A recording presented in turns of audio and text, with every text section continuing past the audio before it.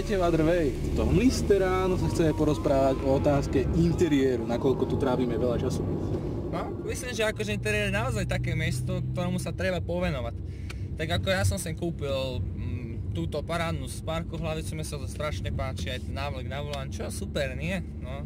No kamaráde, ale tá manžeta to je jak blana medvedice. Kamaráde. Čo s tou manžetou? Starej medvedice. Však čo, guma za 5 korún, čo máš, aký problém, kvalita, ne? To je jak oblvané lečo vyzerá, kamarát. To vymeniť. No a čo jak vymeniť, jak si to predstavuješ vymeniť? Pravá koža, ručná šité. Také prešívané, francúzsky steh. Do it yourself. Áno. Vy ma chcete nasrať? Áno. Tak to teda pozri na eBay, keď si taký macher. Ale, čo ja viem. Môžeš si spraviť pumpatuning. Podľa mňa to bude lacnejšie a bude to lepšie. Toto čo tu robá títo. Tak počúvaj, keď nás... najlacnejšie? Kúpiť si materiál, kúpiť si tú nitku, prešiť si to aj s prstami k tému, vieš, aby si to mal akož do it yourself, fuck it yourself. A ne pumpatuning. Áno. Pumpatuning. Dobre, tak chalani, viete čo? Keď nás ten bager pustí, tak pôjdeme, zoženeme materiál a ideme na to. Lebo ten bager je zelený. Áno. Nájsť materiál sa môže zdať jednoduché, avšak treba vedieť kam ísť. Ak zháňate pestrý výber textílií do interiéru, dobrou voľbou sú všade dostupné obchody s nábytkom.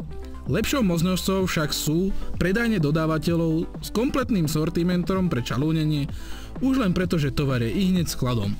V našom prípade je najbližšou predajňou Mabia, kde bolo možné vybrať z množstva variantov. Ak chcete pravú kožu, narazíte na problém, pretože ju treba objednať v rozmere 4 až 5 m2, pričom ceny sa pohybujú okolo 40 až 50 eur za meter štvorcový, čiže cca 200 eur za kus. Okrem toho tepelné podmienky v aute môžu vyžadovať špeciálne upravenú tzv. Autokožu.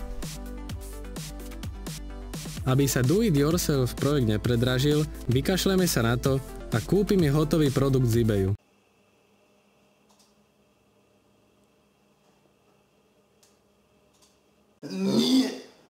Tak dobre, v tom prípade je najschodnejšou cestou koženka, ktorá sa pohybuje v cene približne 10 eur za bežný meter, čo znamená meter x meter 40, čiže dosť veľký rozmer.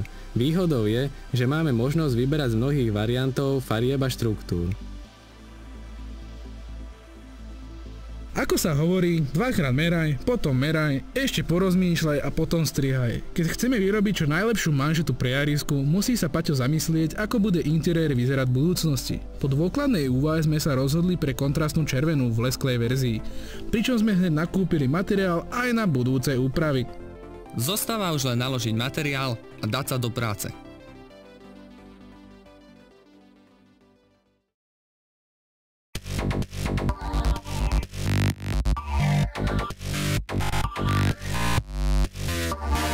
Nápad prišiel ráno, nákupy cez deň a výroba až večer, keďže sme pracovali aj na iných veciach. Začali sme demontážou stredového panelu a blany medvedice. Postup demontáže je pri každom aute iný a ak to nejde, treba sa s tým pohrať. V zásade však nejde o nič zložité.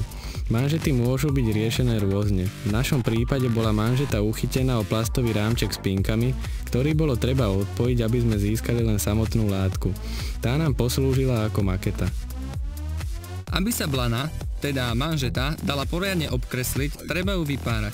Na zaznačenie je najlepšie použiť krajčiarsku kriedu, ktorá je na koženke dobre vidieť a neničí ju. Tvar je dobre prekontrolovať a opatrne vystrihnúť s tým, že si necháme menšiu rezervu. Tiež je lepšie zvoliť si skoršiu hodinu na prácu, aby ste nedopadli ako my s viacerými nepodarkami a aby ste pri výrobe nevyzerali ako požúvaný, pretrávený, neogábaný, umasený homelessák. Že Paťo? No? Tak teda, keď vyrábame manžetu z dvoch dielov, druhý diel sa zaručene oplatí vytvoriť podľa prvého a nie opäť podľa makety.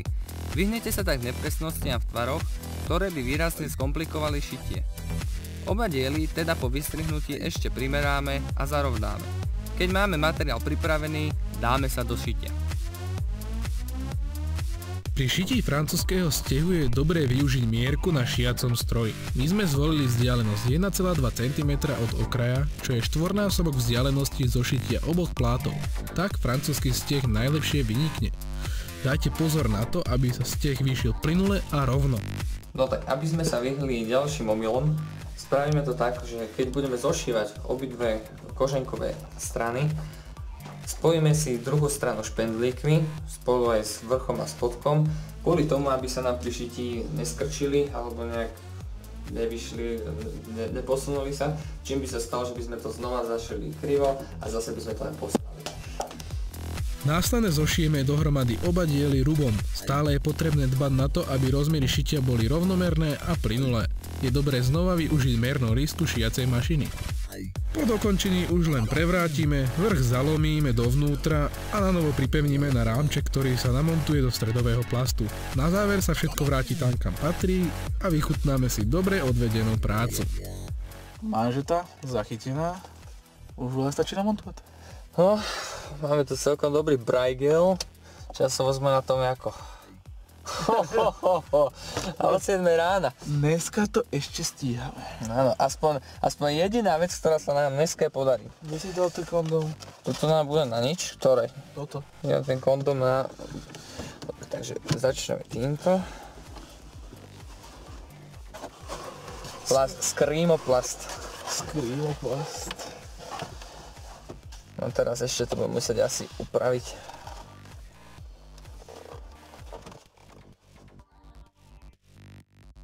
Ako vždy, montáž je vždy ťažšia ako demontáž. Naviac pri takej neskorej hodine. Manžetu sme úspešne namontovali a už konečne nevyzerá ako blana medvedice. Vychutnajte si výsledok.